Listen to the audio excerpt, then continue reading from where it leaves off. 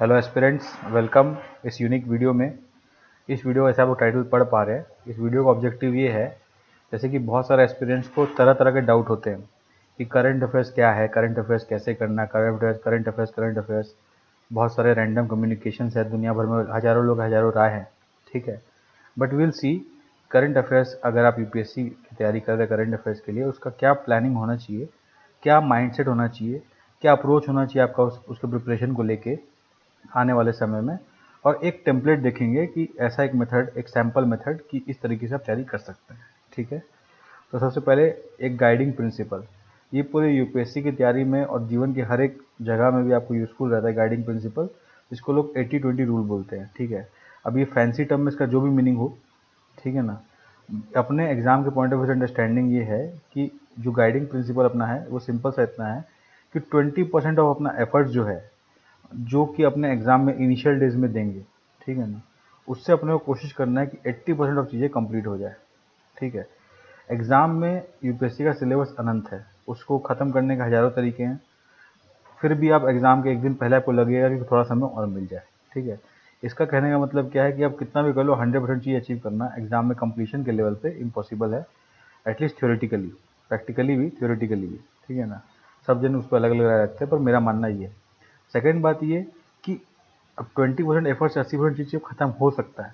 जब आप एग्ज़ाम के लिए जो तैयारी कर रहे हो, उसमें आप जानते हो कि कुछ फंडामेंटल चीज़ें अगर आप कंप्लीट कर लो, तो वो एग्ज़ाम के मेजर एस्पेक्ट को कवर कर सकता है, ठीक है। ये एनालॉजी मैं देना चाह रहा हूँ इस रूल के तहत, ठीक है ना। फिर उसके बाद जो भी समय बचा, उसमें आप जितना डिटेल पढ़ सको, जितना अदर एस्पेक्ट पढ़ सको, उसमें आपको फाइट करके कंप्लीट करना है। ये हो गया अपना गाइडिंग प्रिंसिपल। किसी को नहीं समझ में आया तो वीडियो रिवाइंड करके देख सकते हैं, समरी में बता देता हूँ। गाइडिंग प्रिंसिपल अपना ये है कि अपने को कम से कम समय में पहले मैक्सिमम से मैक्सिमम चीज़ कवर करना है, ठीक है, ताकि अपने एक ओवरऑल सिलेबस पे होल्ड बना पाएँ, एग्जाम पे एक अपना अंडरस्टैंडिंग बन जाए कि अच्छा ये एग्जाम है, उसमें ये चीज़ें पूछी जाती है, उसमें डेप्थ एनालिसिस जो भी चीज़ है वो बाकी के समय में अपने कवर करेंगे, ठीक है ना। नाउ नेक्स्ट, अब कंप्लीटिंग करंट अफेयर्स जो है, उसको सबसे पहले लोग चाहते हैं कि फास्टेस्ट कैसे ख़त्म कर दें, ठीक है ना। तो उसके लिए मैंने ये स्लाइड बनाया है। एक ओवरऑल पहले अंडरस्टैंडिंग देते हैं कि करंट अफेयर्स क्या है और उसको कंप्लीट करने के लिए क्या क्या मेथड है, ठीक है। करंट अफेयर्स का सिलेबस पहले जो यूपीएससी के सिलेबस बुक में लिखा हुआ है वो ये है, current events of national and international importance.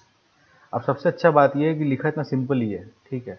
अब current events of national and international importance कुछ भी हो सकता है।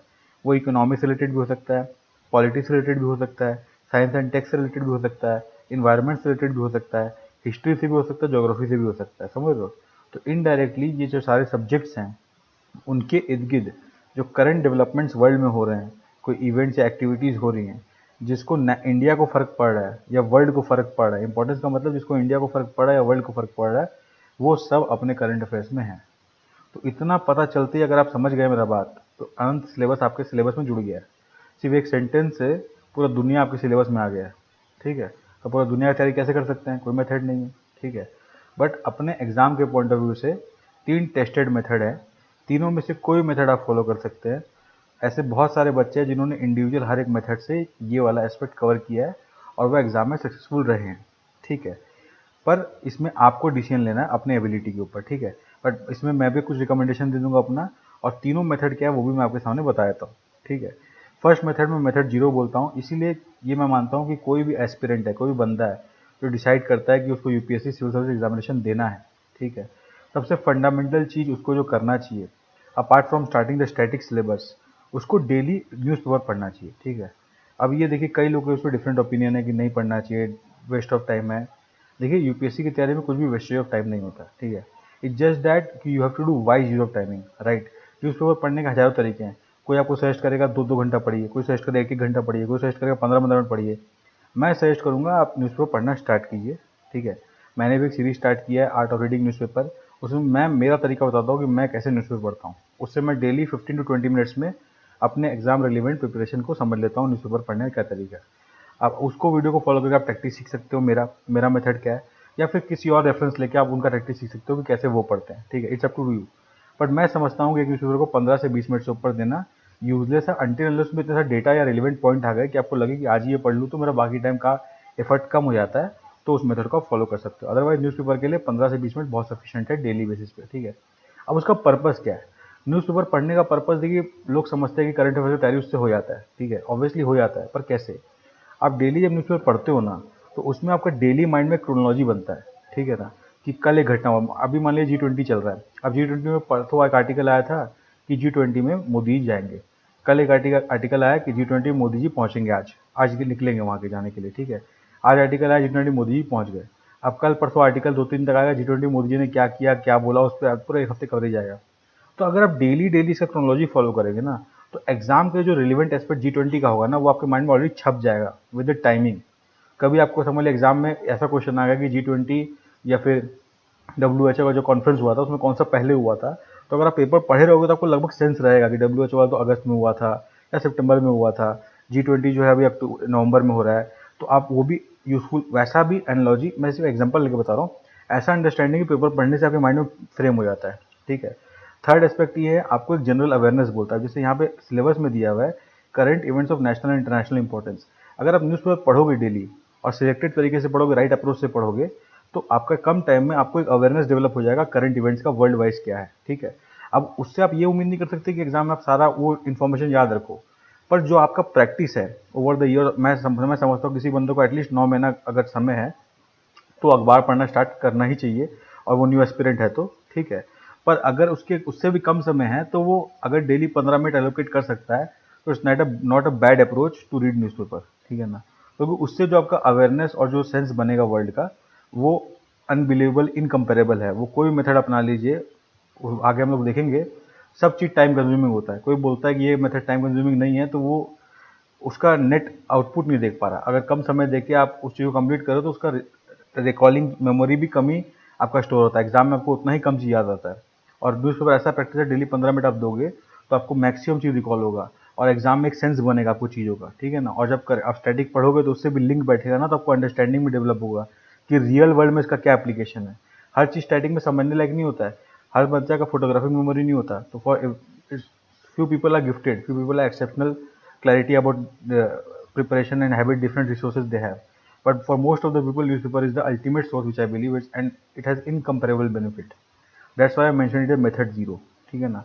फिर रहता है मेथड वन। अब उसमें क्या, मंथली मैगजीन पढ़ना। अब जैसे समझ लीजिए बहुत सारे कोचिंग इंस्टीट्यूट है, इनसाइट IAS है, ठीक है, उसके बाद विजन IAS है मोस्ट पॉपुलर, उसके बाद बाईजूस भी अपना करंट अफेयर्स निकालता है, राउज में निकालता है, ऐसे हर इंस्टीट्यूट अपना करंट अफेयर्स मैगजीन तो फ्री निकालते ही निकालते हैं, ठीक है ना। उनमें से कोई भी करंट अफेयर मैगजीन आप उठा लीजिए, ठीक है। उसको पढ़ने का एक तरीका मैं बताऊंगा, उस तरीके से आप पढ़ोगे तो भी आपका करंट अफेयर्स कंप्लीट हो सकता है। ये मेथड वन है, ठीक है। एक साल का एटलीस्ट करंट अफेयर्स पढ़ना पड़ता है। फिर मेथड टू क्या है, PT 365। अगर आपने एग्जाम के 3 महीना पहले तक कोई करंट अफेयर्स नहीं पढ़ा, आपने सिर्फ स्टैटिक पढ़ा, आपका जीवन में और कोई समय आपको नहीं मिला, तो PT 365 पढ़ने से अच्छा मेथड आपको नहीं मिल सकता, ठीक है। क्योंकि वो आपको पूरा करंट अफेयर्स का क्रक्स करके कुछ 5-6 बुक में दे देता है। तो आपके लिए एक समझ लीजिए एक क्रिस्प वे में सब कुछ चीज़ एक साथ अवेलेबल है आपके सामने, आपको बस चुन के पढ़ना है। वो भी इजी टास्क नहीं है, वो equivalent to reading monthly magazine ही है, बट एक सोर्स मिल गया ना आपको, उसको फाइनलाइज करके आप उसमें गो थ्रू कर सकते हो, ठीक है ना। उसमें भी दो, जैसे मैंने लिखा, 2-3 महीने पहले एग्जाम के आता है और किसी बच्चे ने बिल्कुल करंट अफेयर टच ही नहीं किया है, उसको लगता है दुनिया में सब नया उसके लिए, तो उसके लिए एक अच्छा सोर्स बन जाता है। ये विजन IAS निकालता है, ठीक है।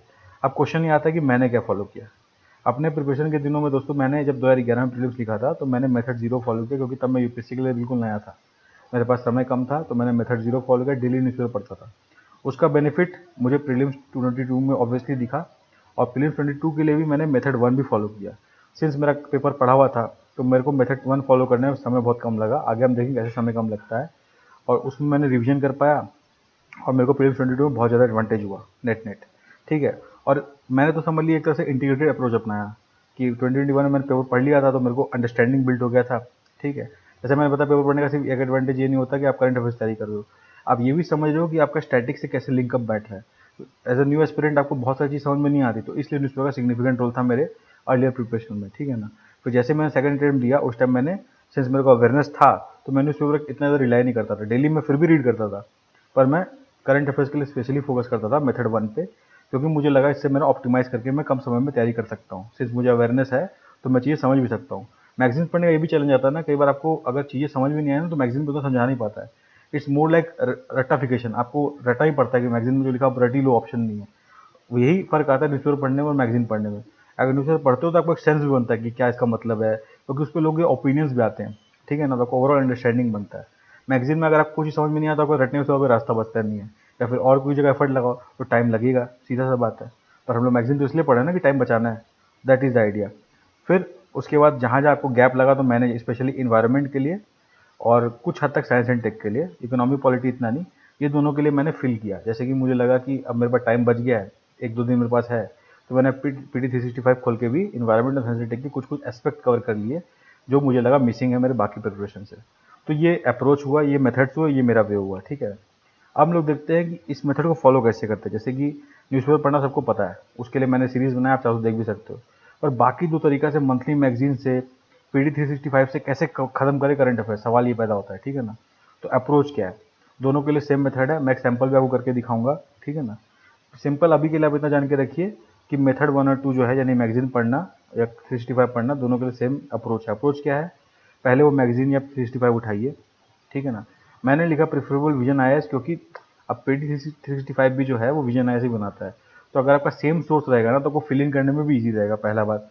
और जनरली विजन IAS का जो होता है मोर क्रिस्प एंड एक जगह पे ज़्यादा इन्फॉर्मेशन अवेलेबल रहते हैं, तो आपको इंटरलिंक करने में भी ईजी होता है, ठीक है। पहले मैगजीन सेलेक्ट कर लिया, उसके बाद आपको इंडेक्स अप्रोच फॉलो करना है। इंडेक्स अप्रोच क्या होता है पहले पढ़ लेते हैं, फिर उसको हम लोग एप्लीकेशन करके देखेंगे, ठीक है। पहला क्या है, टॉपिक एंड थीम जो इंडेक्स में दिया उसको पढ़ लो, ठीक है।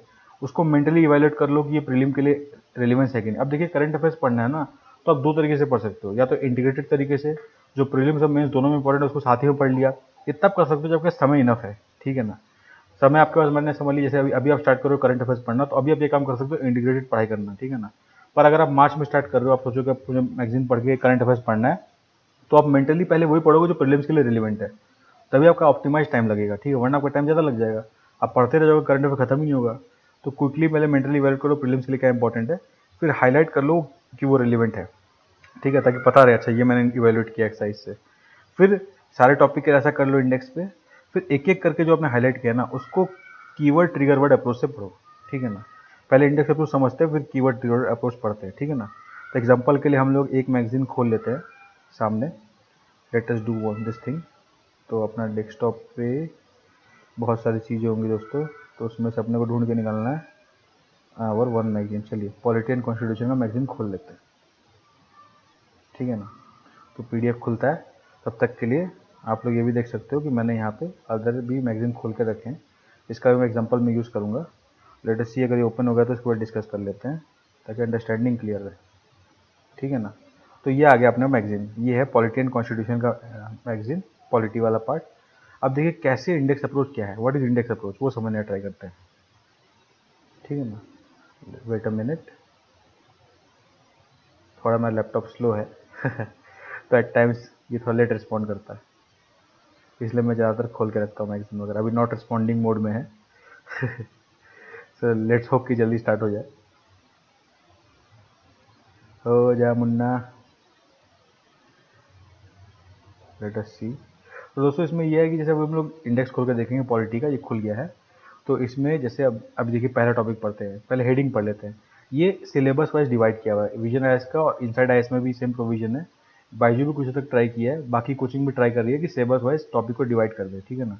तो उन्होंने पहला टॉपिक डिवाइड कर दिया, इशू रिलेटेड टू कॉन्स्टिट्यूशन, ये मेंस का सिलेबस का रेफरेंस लेके उन्होंने डिवाइड किया है, ठीक है। फर्स्ट टॉपिक आप पढ़ोगे तो क्या लिखा है, local reservation in private sector, ये एक बार मैंने हाईलाइट कर दिया, पर ये प्रीलिम्स के लिए इंपॉर्टेंट नहीं लग रहा ऐसे प्राइमा फेसी हेडिंग पढ़ के। बेसिक स्ट्रक्चर प्रीलिम के इंपॉर्टेंट लग रहा है, सब कैटेगराइजेशन ऑफ OBC हो सकता है कुछ बन जाए इससे, UCC प्रीलिम के लिए इंपॉर्टेंट लग रहा है, ठीक है। एंटी कन्वर्जन लॉ प्रीलिम के लिए ऐसा इंपॉर्टेंट लग रहा है, पर कुछ ना कुछ इसमें सब आर्टिकल में लगता है मिल जाएगा। ऑफिशियल लैंग्वेज, इसमें प्रीलिम के लिए कुछ निकल सकता है, एक दो आर्टिकल है ही अपने कॉन्स्टिट्यूशन में, कोऑपरेटिव्स के लिए भी है, OCI के लिए भी है। अदर इंपॉर्टेंट न्यूज़ वहीं देखेंगे क्या है, फंक्शनिंग ऑफ पार्लियामेंट, ठीक है। डिक्लाइनिंग प्रोडक्टिविटी मेंस का टॉपिक है। डिप्यूटी स्पीकर का टॉपिक, इस पर एक दो आर्टिकल निकल सकता है प्रीलिम्स के लिए। पब्लिक अनाउंसमेंट में भी बेसिक एक दो आर्टिकल वर्ड निकल सकते हैं, स्टेटमेंट निकल सकते हैं। लेजिस्लेटिव काउंसिल, ठीक है, ये हम लोग मेनली स्टार्टिंग में पढ़ लेते हैं, तो इसको ऐसा हटा भी सकते हैं, ठीक है ना। जैसे मैंने हाईलाइट किया डिप्यूटी स्पीकर, ये स्टार्टिंग में पढ़ लेते हैं अपने, तो अगर ऐसा लगे कोई स्टडी का टॉपिक है तो उसको हटा दीजिए, डिप्यूटी स्पीकर भी आप हटा सकते हो। आपको लगता है स्टार्टिंग में पढ़ लिया आपने ये दो चीज़ भी, तो स्टार्टिंग से हटा सकते हो, ठीक है ना। इसमें भी एक दो चीज़ हट जाएगा। जस्ट रेफरेंस के लिए मैंने बताया कैसे आपको सॉर्ट करना है। फिर सेंटर स्टेट रिलेशन है, inter state river water dispute, ये हमेशा एवरग्रीन टॉपिक है, कभी भी इंपॉर्टेंट बन जाता है। अभी एक साल से तो ज़्यादा न्यूज़ में नहीं है, तो इतना इंपॉर्टेंट नहीं लग रहा एग्जाम के लिए, पर इसके लिए आप स्टैटिक से पढ़ लोगे तो आपका काम हो जाएगा। स्टैटिक के अलावा इसमें से कुछ रेलिवेंट ज़्यादा है नहीं, ठीक है ना। फिर इंटर स्टेट बॉर्डर डिस्प्यूट भी स्टैटिक में ज़्यादा पढ़ लोगे उतना काफ़ी है। 7 शेड्यूल आपको एक बार स्टैटिक वाला पढ़ना ही पड़ेगा, साथ साथ में इसको भी आप देखना चाहेंगे करंट अफेयर्स में 7 शेड्यूल के बारे में क्या दिया है, ठीक है ना। 7 शेड्यूल बेसिकली वो बताता है सेपरेशन, सेंटर स्टेट का जो टॉपिक है separation of powers, union list, central state list and concurrent list, उसके बारे में जानकारी देता है 7 शेड्यूल, ठीक है ना। Borrowing powers of state government, ये मेंस के लिए टॉपिक बनता है। अदर इंपॉर्टेंट न्यूज़ देख लेंगे क्या आएगा, ठीक है ना। फिर रूल ऑफ लॉ आर्टिकल 14 है, ये भी स्टैटिक में पढ़ लेंगे, करंट अफेयर्स में देख सकते हैं क्या पूछा गया। Contempt of court generally static topic है और मेंस में पूछने लायक टॉपिक है। प्रीलिम्स में स्टेटमेंट बन सकता है पर स्टैटिक में पढ़ने से काम खत्म हो जाएगा, ठीक है। अपॉइंटमेंट ऑफ जजेस मेंस का टॉपिक है। ट्रिब्यूनल्स एक दो आर्टिकल पढ़ सकते हैं पर ये स्टैटिक से कवर हो जाएगा। मीडिएशन बिल, इसको हल्का एक दो पॉइंट देख लेंगे क्या दिया है, ठीक है। अब देखिए मैंने आपको करके दिखाया पूरा, ठीक है ना, सामने सामने डिस्कशन करके। ऐसे अगर आप चाहोगे तो मैं डिटेल में एक एक मैगजीन का PT 65 जो आएगा तब मैं आपको हाईलाइट करके दे दूंगा, but just for the sake कि आप खुद से प्रिपेयर करो, ठीक है ना। करंट अफेयर्स अगर तो पॉलिटिकल कॉन्स्टिट्यूशन का 365 PT 365 है, तो उसमें ऐसे इसको बोलते हैं इंडेक्स अप्रोच। पहले आपने इंडेक्स खोला, इंडेक्स में अपने टॉपिक सेलेक्ट कर लिए, ठीक है ना, कौन कौन टॉपिक आपको लग रहा है प्रीलिम्स के लिए रेलेवेंट होगा। फिर जैसे आपने टॉपिक सेलेक्ट कर लिया तो एक करके टॉपिक पे क्लिक कीजिए, ठीक है ना। जैसे आप एक इस टॉपिक पे क्लिक कीजिए, अब यहाँ पे आके कैसे पढ़ना है ये हम लोग देखेंगे कीवर्ड्स ट्रिगर अप्रोच से, ठीक है ना। ये जो लिखा है कीवर्ड ट्रिगर वर्ड अप्रोच, इससे देखते हैं, ठीक है। ये अप्रोच क्या है पहले इसके बारे में जानकारी ले लेते हैं। पहले इंट्रोडक्शन पढ़ लीजिए टॉपिक का, समझ लीजिए टॉपिक क्या है, क्या टॉपिक पढ़ रहे हैं। थीम अंडरलाइन कर लीजिए किस थीम से रिलेटेड है ये जो टॉपिक हम लोग पढ़ रहे हैं। कीवर्ड्स हाईलाइट कीजिए, ऐसा हाईलाइट कीजिए कि ईच पॉइंट माने कोई भी जहाँ पॉइंट वाइज दिया हुआ है वहाँ पे हम लोग हर पॉइंट में कीवर्ड याद कर लेंगे, जिससे हम लोग को पॉइंट समझ में आ जाए। अब हर बार आप पूरा सेंटेंस पढ़ोगे तो रीडिंग टाइम भी तो वेस्ट होता है ना, तो उस तरह से नहीं पढ़ना प्रीलिम्स के लिए, ठीक है ना। प्रीलिम्स के लिए मैं बोल रहा हूँ, खासकर मेंस में भी सिमिलर अप्रोच होगा। अब प्रीलिम्स आपको प्रैक्टिस करना पड़ेगा इस चीज़ को, ठीक है। फिर रिलेवेंट डेटा रिपोर्ट्स, अगर आपको लगता है कुछ रिलेवेंट डेटा रिपोर्ट्स है, समझ लिया IMF रिपोर्ट के बारे में दे दिया, उसको हाईलाइट कर लेंगे ताकि वो प्रीलिम्स में डायरेक्ट पूछेगा तो पता रहेगा अपने को, ठीक है। फिर recall what ever you have read, ये अप्रोच समझ में आ गया, रीड कर लिया आपने, उसको एप्लीकेशन देखते हैं कीवर्ड ट्रिगर अप्रोच का। जैसे हम लोग का खुल गया सब कैटेगराइजेशन अदर बैकवर्ड क्लासेस, ठीक है। पहले वाई ये न्यूज़ में क्यों है, इस टॉपिक को समझने के लिए देखते हैं। Union cabinet has approved an extension of the term of justice Rohini commission, यहाँ पे जस्टिस रोहिणी कमीशन का एक हाईलाइटेड पॉइंट दिख गया, ऑलरेडी हाईलाइटेड है, ठीक है ना। तो अपने को हाईलाइट नहीं भी करते चलता, पर खुद से हाईलाइट करने का एक रेफरेंस रहता है। जस्टिस रोहिणी कमीशन, अपने को जानना जस्टिस रोहिणी कमीशन क्या है, एक माइंड में एक क्वेश्चन मार्क बन जाना चाहिए। जो पता चलेगा यहाँ पे कमेंट में लिख सकते हैं आप यहाँ पे, पर अभी एक बार आगे बढ़ते हैं। फिर ओबीसी रिजर्वेशन का बात चल रहा है, ठीक है। मेन टॉपिक क्या है, ओबीसी रिजर्वेशन या रिजर्वेशन, ठीक है। उसका पूरा साइकिल दिया है, ठीक है। आर्टिकल 16.16(4) का बात किया गया है, ठीक है। उसके बाद बीपी मंडल ने एक रिपोर्ट बनाया था जिसको वीपी सिंह ने लागू किया था। क्रीमी लेयर के बारे में बात हो रहा है। इंदिरा साहनी जजमेंट है जिसमें बताया गया था 50% से ऊपर रिजर्वेशन नहीं हो सकता, ठीक है। फर्स्ट बैकवर्ड क्लास कमीशन बैठा था। इतना जानकारी अपने को लगता है, ये कुछ इंपॉर्टेंट फैक्ट है। अब ये मेंस के पॉइंट ऑफ व्यू से इंपॉर्टेंट है, प्रीलिम में ये इंपॉर्टेंट हो सकता है। Article 16(4) Indira Sawhney judgement important हो सकता है, बस ये दो चीज़ प्रीलिम के लिए इंपॉर्टेंट लग रहा है, ठीक है। फिर आर्टिकल 340 का बात कर रहा है, जस्टिस रोहिणी कमीशन क्या उसके बारे में बता रहा है, ठीक है। Improve equitability of sharing of benefits among OBC, OBC is a collective term, ठीक है। इतना तक जानकारी होना चाहिए। फिर आर्टिकल 340 का बता रहा है, constitution lay down condition for appointment of commission to investigate the condition of backward classes, ठीक है। ये अपने को अंडरस्टैंडिंग के लिए इंपॉर्टेंट है। फिर एक क्रीमी लेयर का फ्लो चार्ट दिया, क्रीमी लेयर क्या होता है, उसमें इकोनॉमिक क्राइटेरिया है और कुछ क्राइटेरिया दिया जिससे सत्तानाथम कमीशन जो 1971 में बताया था, उन्होंने क्रीमी लेयर टर्म दिया था, ठीक है। ये एक स्टेटमेंट बन सकता है, तो ये अपने को अवेयरनेस होना चाहिए प्रीलिम्स के पॉइंट ऑफ व्यू से। 50% कैप लगाया गया था इंदिरा साहनी केस में, ये देखिए यहाँ दिया गया जानकारी।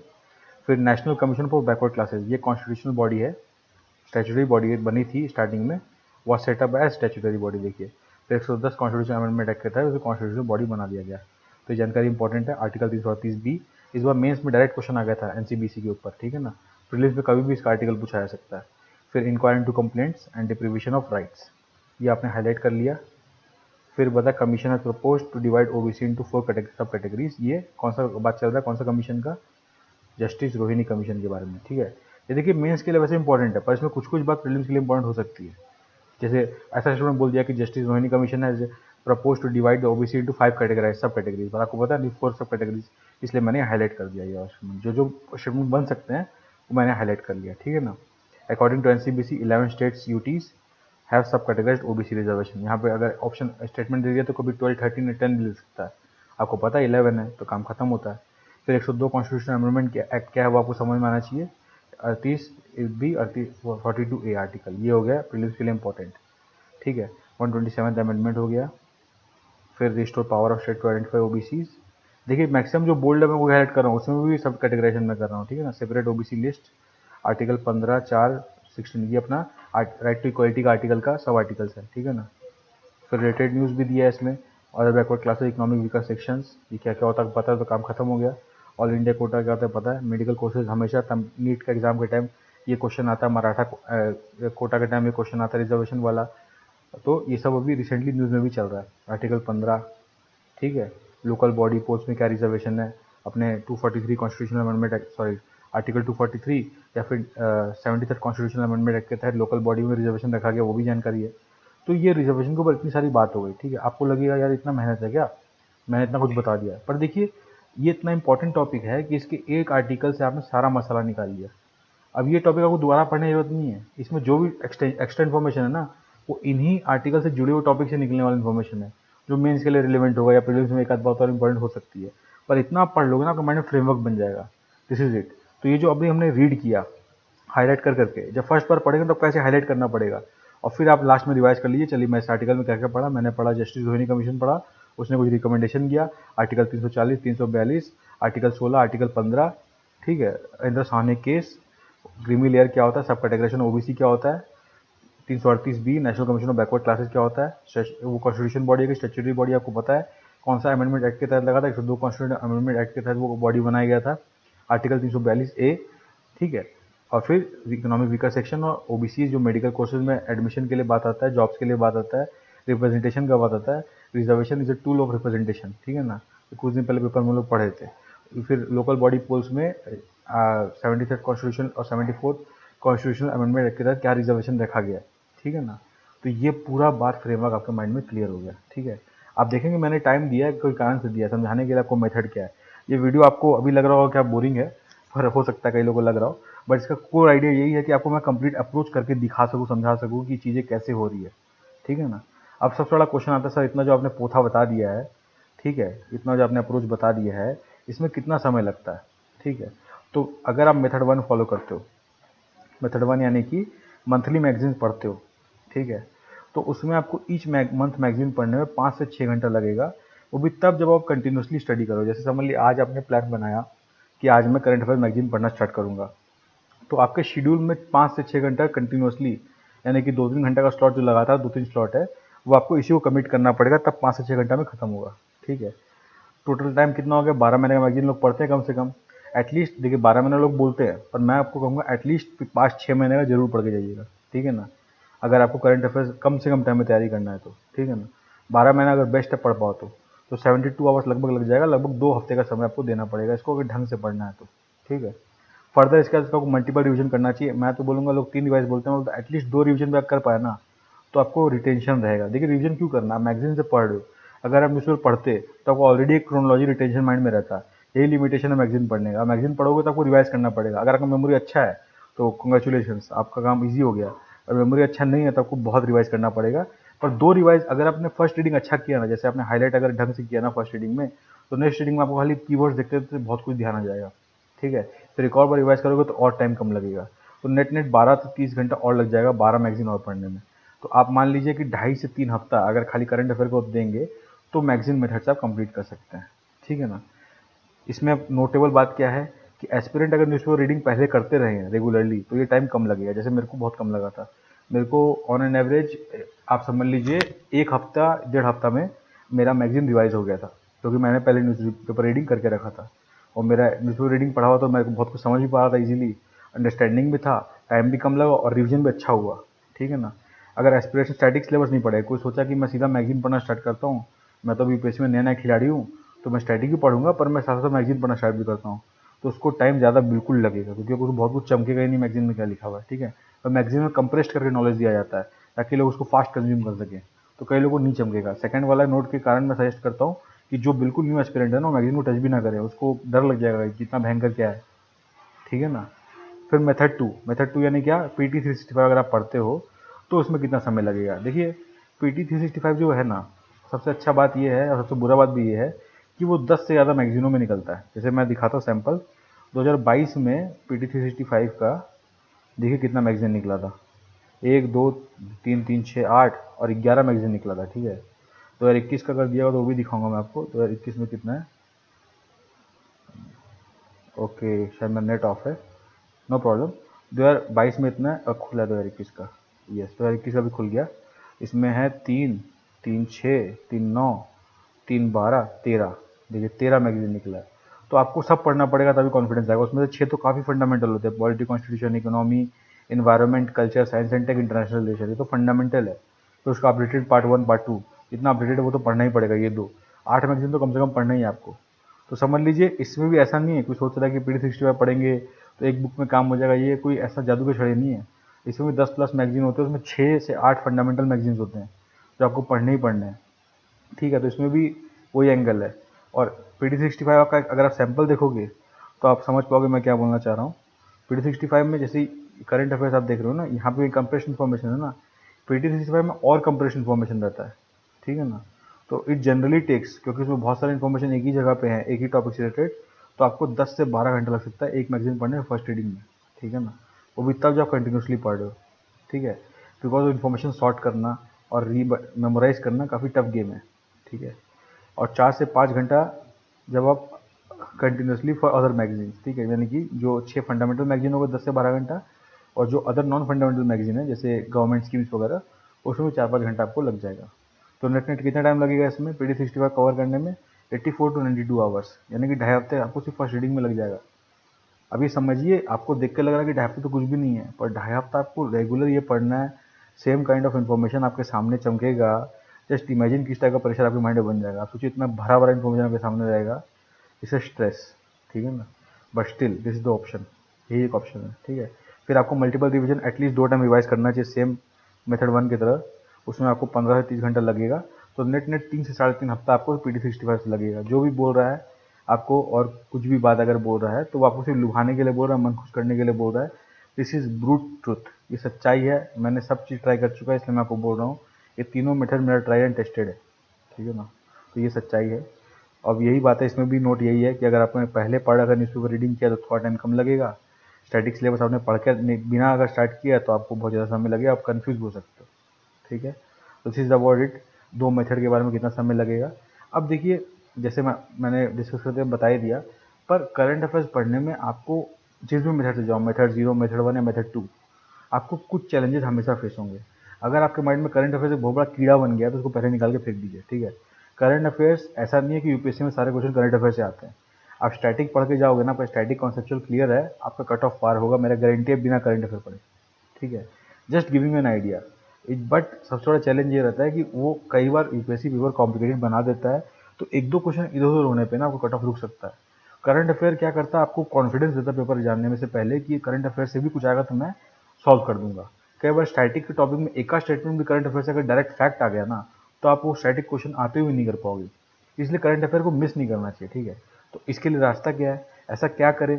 गाइडिंग रूल हमने बता दिया, 20-80 रूल है, 20% एफर्ट में 80% चीज खत्म करना है। तो उसके लिए हम लोग ने 3 मेथड देख लिए, ठीक है।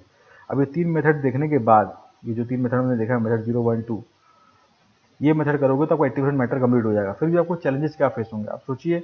आपके समय ऐसा भयंकर मैगजीन 10 से 12 मैगजीन आपको पढ़ना है, आपका 3 हफ्ते का समय है। आपको क्या लगेगा कि यार करंट अफेयर एक अनंत काल तक चलने वाली दुनिया है, ये कभी ख़त्म नहीं हो सकती। ये आपको लगेगा, ये चैलेंज फेस होगा। आपको लगेगा कि आप समझ लीजिए ये पन्ना पढ़ के गए, 10 पन्ने बाद आपको लगे यार पहले क्या पढ़ा वो तो भूल ही गए, इतना इन्फॉर्मेशन आपके ऊपर ओवरफ्लो हो रहा है, आप बर्दाश्त नहीं कर पा रहे हो, ठीक है ना। तो ये आपको लगे भूलते जा रहे हैं। फिर नेसेसरी टू रिवाइज, क्यों, अब देखिए भूलने वाला हिसाब है तो आपको पढ़ना जरूरी है, एटलीस्ट थ्राइस, एक फर्स्ट रीडिंग और 2 बार रिवीजन, ठीक है ना।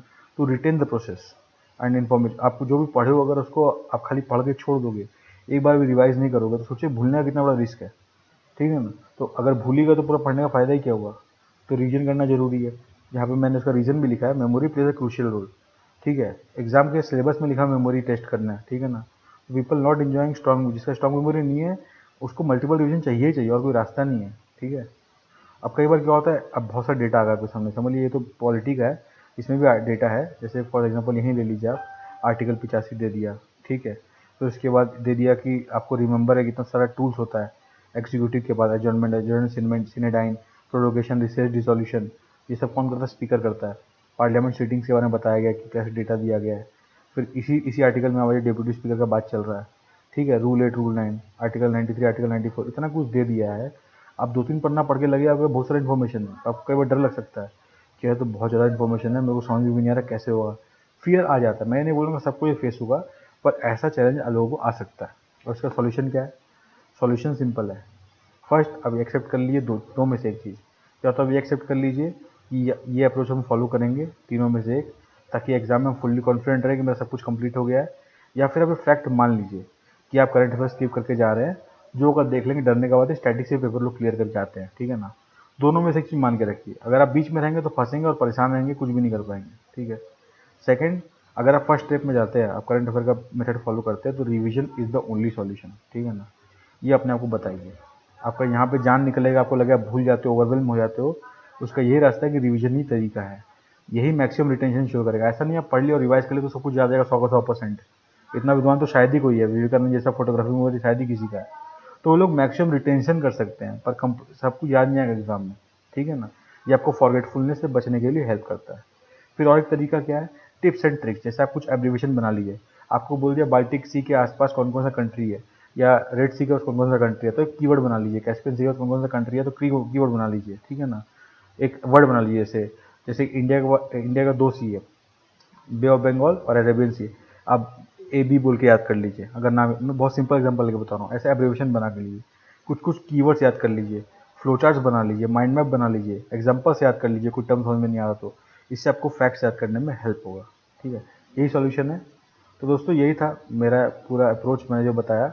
इस पे इंडिविजुअल एस्पेक्ट में मैं, अगर आपका रिक्वेस्ट आएगा तो मैं वीडियो बना के डाल दूंगा।